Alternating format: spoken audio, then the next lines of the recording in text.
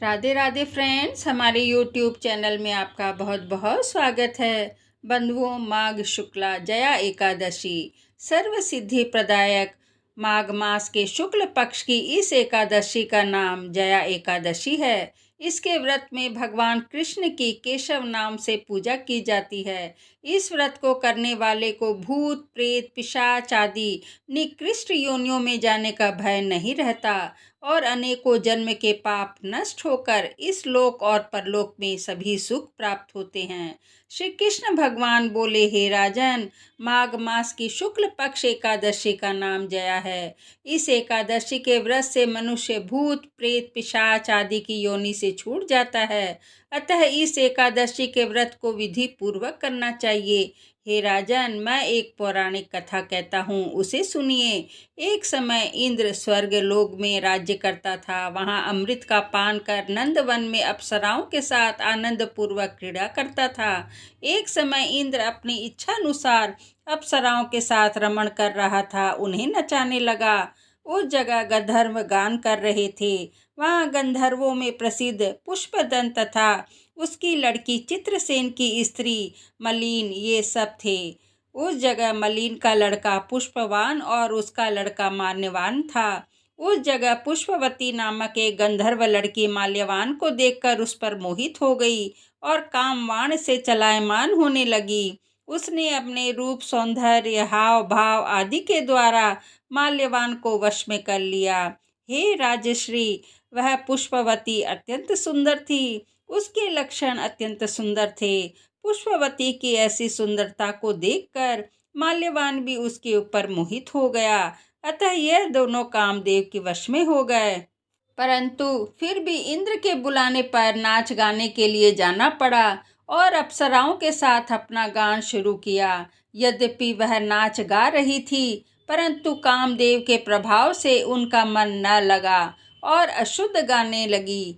उनकी भाव भंगियों को देखकर इंद्र ने इनके प्रेम को समझ लिया और श्राप दे दिया कि हे मेरी आज्ञा का उल्लंघन करने वाले मूर्खों, तुमने मेरा अपमान किया है, इसलिए तुम स्त्री पुरुष के रूप में मृत्युलोक में जाकर पिशाच का रूप धारण करो और अपना कर्म फल भोगो। इंद्र का श्राप सुनकर वे अत्यंत दुखी हुए और हिमालय पर पिशाच बनकर दुख पूर्वक अपना जीवन व्यतीत करने लगे। उन्हें गंध रस स्पर्श आदि का कुछ भी ज्ञान नहीं था। उस जगह महान दुख मिल रहे थे। रात दिन में उन्हें एक क्षण भी निद्रा नहीं आती थी। उस स्थान पर अत्यंत सर्दी थी, जिसके कारण उनके रोमांच खड़े हो गए। उनके दांत भी सर्दी से कटकटा रहे थे। एक दिन पिशाच ने अपनी स्त्री से कहा, न मालूम हमने पिछले जन्म में कौन से पाप किए हैं जिससे हमें इतनी दुखदायी यह पिशाच योनि प्राप्त हुई है। पिशाच योनि से नरक के दुख सहना उत्तम है। इसी प्रकार अनेक विचारों को करते हुए अपना दिन व्यतीत करने लगे। देवयोग से एक दिन माघ मास के शुक्ल पक्ष की जया नाम की एकादशी आई। उस दिन इन दोनों ने कुछ भी भोजन न किया और न कोई पाप कर्म ही किया। उस दिन केवल फल फूल खाकर दिन व्यतीत किया और महान दुख के साथ पीपल के वृक्ष के नीचे बैठ गए। उस समय सूर्य नारायण अस्तांचल को जा रहे थे। वह रात्रि इन दोनों ने एक दूसरे से सटकर बड़ी कठिनता से काटी।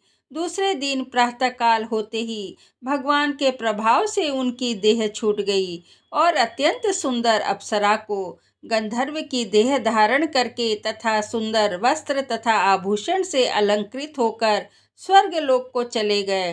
उस समय आकाश में देवगण तथा गंधर्व उनकी स्तुति करने लगे। नागलोक में जाकर इन दोनों ने देवराज इंद्र को प्रणाम किया। इंद्र को भी इनका अपने प्रथम रूप में देखकर महान आश्चर्य हुआ और इनसे पूछने लगे कि तुमने अपनी पिशाच देह से किस प्रकार छुटकारा पाया, सो सब कहो। इस पर माल्यवान बोले कि हे देवेंद्र, भगवान विष्णु के प्रभाव तथा जया एकादशी के व्रत के पुण्य से हमारी पिशाच योनि छूटी है। इंद्र बोले, हे माल्यवान, एकादशी व्रत करने से तथा विष्णु के प्रभाव से तुम लोग पिशाच की देह को छोड़कर पवित्र हो गए हो और हम लोगों के भी वंदनीय हो गए हो, क्योंकि शिव तथा विष्णु भक्त हम लोगों के वंदना करने योग्य हैं। अतः आपको धन्य है। अब तुम पुष्पवती के साथ जाकर विहार करो। हे युधिष्ठिर, इस जया एकादशी के व्रत करने से समस्त कुयोनि नष्ट हो जाती है। जिस मनुष्य ने इस एकादशी का व्रत किया है उसने मानो सब तप यज्ञ दान आदि किए हैं। जो मनुष्य भक्ति पूर्वक जया एकादशी व्रत करते हैं वे अवश्य ही सहस्त्र वर्ष तक स्वर्ग में निवास करते हैं। जय श्री कृष्ण।